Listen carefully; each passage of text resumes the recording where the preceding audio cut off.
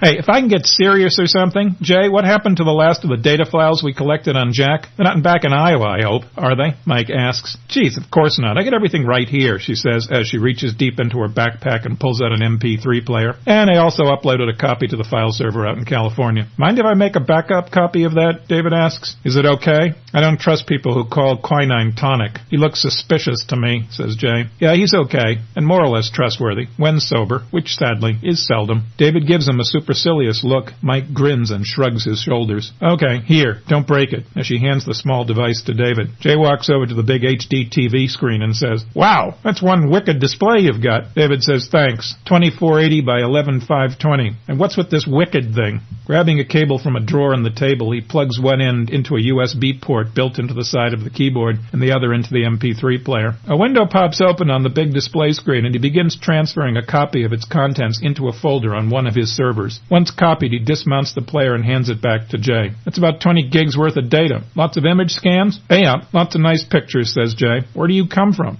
Laconia, New Hampshire, about 60 miles northwest of Portsmouth. You may need a translator. Jay doesn't speak American English very well. As I understand it, wicked means good, emphatic agreement, or something like that. A-up means yes, or a general acknowledgement, says Mike to David, then to Jay. So how the hell did you get here? It took you long enough. Bus, man. The bus. Went from Columbia to Kansas City. Took me the whole frigging night because of the weather. You ever spend an all-nighter in a bus in a blizzard? Then waited half the day until there was one to Omaha. A lot of roads were closed and the buses were stranded all over hell in half of Georgia. I said I'd come pick you up. Yeah, then we'd both be in a ditch someplace covered by a 10-foot drift. Or dead, or both. Don't worry, I only use cash. You won't be able to trace me to Omaha. Wish I'd done the same, says Mike. You mean Jack's on to you, asks Jay. Didn't I tell you no credit cards? Yeah, but I thought you meant just for the phones. I didn't know they could find my gas charges in the motel bill. Not good, man. This is not good. You really have to learn to follow directions better. Those are some really nasty dudes we crossed. Don't I know? So, how long were you downstairs? About half an hour, more or less. Why didn't you ask the bartender for me? What? Reveal my identity? Hell no. I figured you'd turn up eventually. You always do. How romantic. I'm glad to see you, too. I'll ignore that. So, what's the playbook so far? She asks, pouring more gin and quinine, then rummaging around in David's refrigerator. Hey, there's no food in the icebox. Icebox? Asks David. Don't even bother asking, says Mike. Do you want to know where the outhouse is next? I heard that. What are you looking for? Calls David. Just about anything. I haven't eaten since this morning. Not a lot of meal service on a bus in a blizzard, you know. All the vending machines were sold out. David calls downstairs. A few minutes later, Sean walks in with a plate of sandwiches and french fries. As Jay downs the sandwiches, fries, and gin, she asks, So already, what's the plan? Mary rises and says, Okay, people, I gotta get back downstairs, but I'll listen in on one of Todd's bugs. But as for you, honey, looking squarely at Jay, the plan is that I see you tomorrow during HSN's jewelry hour. David, give me another credit card. What, you wore the numbers off the last one, says David. She glares at him and says, A girl needs variety. A man needs other things. Get the picture? Mary wryly smiles, turns and saunters out. What was that about, says Jay. Mike says, I'll fill you in on the details later. Right now, here's the deal. Pete's coming to Omaha tomorrow and meeting with Joe. They know I'm here. Crap. It's okay. We're going to bug Joe's warehouse and listen in to see what they're up to. What they're up to? That's easy. They want you dead. Me too, probably. Oh, well, I wouldn't worry too much about that, says Lance. We haven't lost anyone yet. You had a lot of practice with this? You'll be the first. Oh, great. Now I'm really confident. Well, we got to start someplace. No charge if we fail. Good, I'll remember that. So, Mikey, where are we staying? Here. David let me move into an empty apartment down the hall. So, where's that lead sled of yours? I had it moved to a garage I own on the other side of town to get it out of sight, says David. They continue to talk for about an hour, then break up and head to their rooms. Jay takes one look at Mike's apartment and says, Holy crap, he let you stay here? This is just like his apartment. Yeah, I know. He says all the apartments up here are the same. Works for me, she says as she tosses her backpack on a couch and drags Mike to the bedroom and says,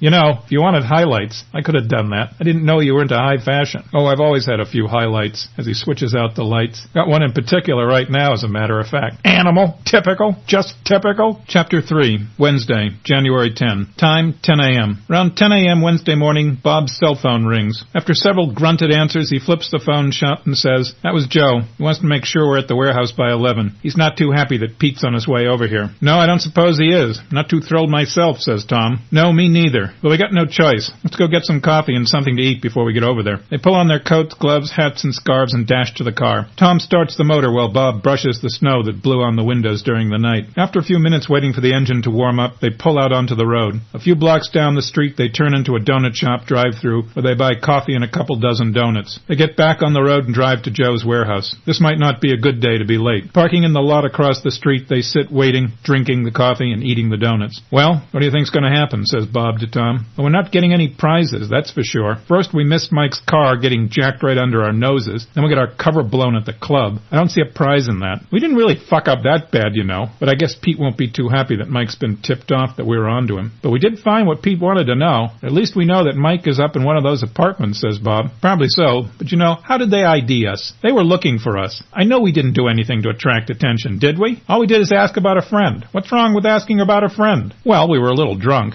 Hell, yeah, we were a lot drunk. But that's a bar. They get drunks all the time. Drunk does not attract attention at a bar. Sober attracts attention at a bar, and we were not sober. Score one for us, I guess. The perfect disguise, drunk at a bar. No, man, they had us spotted somehow. That proves that Mike's there. Those other guys at the motel that took Mike's car while we were checking on the club, they must have spotted us. You know, the more I think about it, that bouncer at the door last night, I think he was in the lobby at the motel. It looked like him, I think. Right? Says Tom. Hey, yeah, that was it. That's how they did it. Yeah, you must be right. And we showed Mike's picture to the waitress. She must have known Mike was there. She could have tipped off Shay. Really wasn't our fault, says Tom. We were just doing what we were told to do. But I don't see how that's going to help us much. I wonder what the full story is about Mike. Did you ever think he was really a reporter? Did you ever notice anything? Hell no, I never knew. But I'll bet he's got quite a story. He must have known everything, man. He was real close with Pete and the people in St. Louis. I'll bet he's got enough to fry their collective asses 6 different ways. He must have. Personally, I wouldn't mind seeing that happen at all. You know, Mike always treated us okay, and Pete's a fucking bastard, says Bob. No argument there. What do you think Pete's got cooked up? Nothing good, that's for sure. You got a cigarette? Geez, don't you ever buy your own, says Bob as he tosses his pack to Tom. What would you say if we kind of contacted Mike on our own and told him what Pete's up to? Cut a separate deal, so to speak. I think we'd be seriously dead men if we got caught. Let's not make a bad thing worse. Just a thought. Look, here comes Joe's car. At the apartment, Mike, hearing Bob's suggestion on the audio bug, turns and says to David, maybe we have some recruits here. They're really not bad guys. I think their main aim last night was to get drunk and meet girls. Could be. Perhaps I should have told Lance to go a bit easier on them, replies David. You weren't exactly Mr. Nice Guy kneeing one of them in the groin. Well, he was going for a gun. Duh. As drunk as he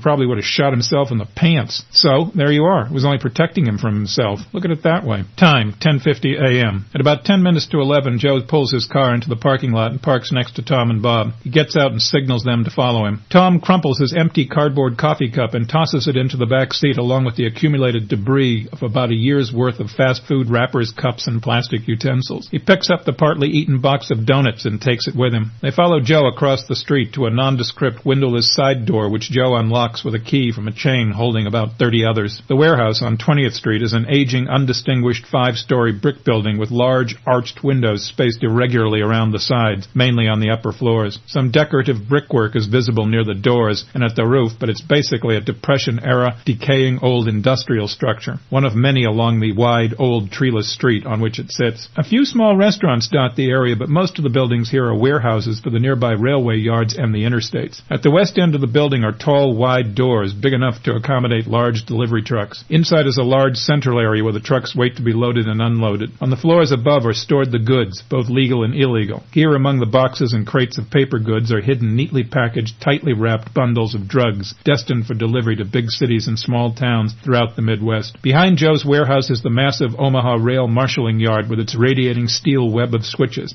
constantly assembling long freight trains for their runs across the prairies. From these tracks, 24 hours a day, a constant rumble of freight trains ply south to the Gulf of Mexico, east to Chicago, west to the Pacific, and through every state west to the Mississippi. Across the street from Joe's warehouse, about half a block away, is a white windowless commercial van with a small transparent plastic half dome on its roof. A few very small discrete aerials are positioned just above the windshield. From an articulated camera mounted in the dome, the unnoticed van transmits video of the scene back to Maroon. It also relays the audio feed from the discrete small wireless microphone fixed to a corner of the window of Joe's office. The camera is focused on Joe as he unlocks the side door to the warehouse and on his companions who wait, jumping up and down in the cold. Lance and Todd join David, Mike, and Jay to listen in on the meeting. They pour coffee and quietly take their seats on couches around the display screen as it shows the feed from the van. Is the window mic working okay? Asks Todd. Not sure yet, but it seems to be. We're mainly getting street sounds right now. They just went in the warehouse, so we should know for sure in a minute. The car mic worked fine. We're getting good video. I was able to get a real good close-up of Joe. Here, see for yourself, says David as he flashes a still captured from the video feed a few minutes before on a separate window.